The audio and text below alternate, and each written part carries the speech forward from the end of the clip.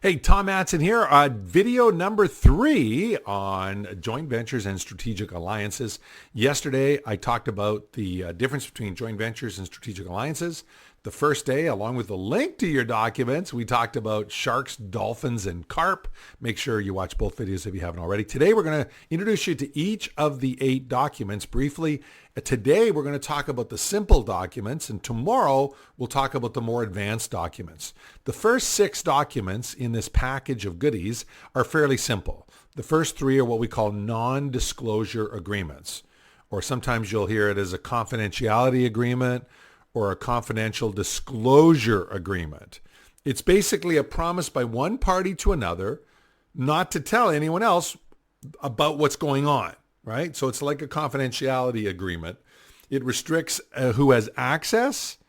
It limits what can be done with the information, and it requires the return of documentation in certain circumstances, and there may be other conditions. You'll see 3 different versions. You can go through them at your own pace. And what I recommend with all of these documents is take the one that's closest to what you want, make a copy, and then work with that copy. And then once you've got it figured out what you want to put in there, take it to an attorney or a lawyer in your jurisdiction and have them polish it for you. And that way you get the best of both worlds. You have a fabulous template and you get local advice to make sure you're protected under those circumstances. Of course, we're not lawyers. We don't pretend to be lawyers. We don't play them on TV.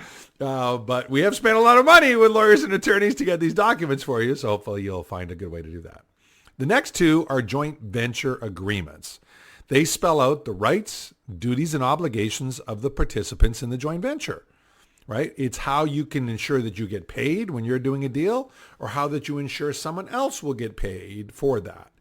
The first one's really short and really simple, and the second one's more complex, has a bunch of terms and definitions. Depending on what you're doing, you'll pick the one that's the most appropriate for you.